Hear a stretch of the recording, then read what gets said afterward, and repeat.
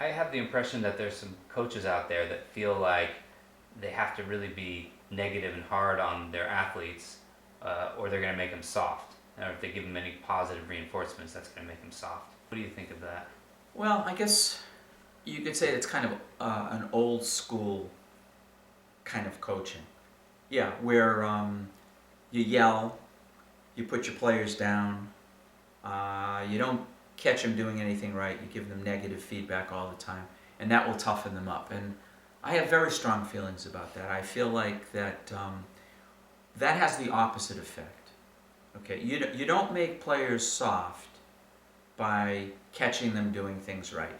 You don't make players soft by complimenting them when they've done a good job. And you don't toughen players up by demeaning them in front of their peers, by criticizing them continuously, and by starving them of any positive feedback. What you do when you do that is you create this sense of uncertainty. Yeah, I hear from a ton of athletes who have coaches who never say anything positive, and these kids never know how they're doing. They learn to not trust themselves.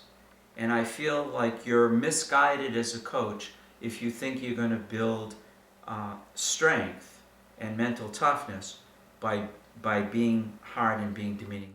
You put an athlete down in front of their peers or in front of the audience, you're negative, you're overly critical, and you scream. That does not make athletes tougher. That does not build mental toughness. Okay?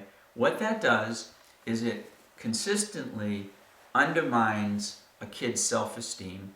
It kills their confidence, and it actually distracts them from the task at hand. Negative coaching doesn't help you become successful.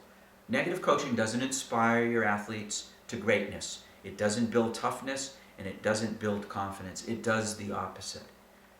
If a player is doing well, you want to single the player out. You want to call them up for it. If a player isn't doing well, you pull them aside privately and you give them constructive feedback. You don't tell them how awful they are. You don't demean them. And I just feel like coaches will get so much more out of their players, and they'll get much more success and more wins when they're positive. You will not. It's a myth. It's a myth that you think you'll soften your players by starving them of positive feedback. Yeah. If a coach wants to instill toughness, mental toughness, physical toughness in their players, how would they go about doing that, but not in a negative way?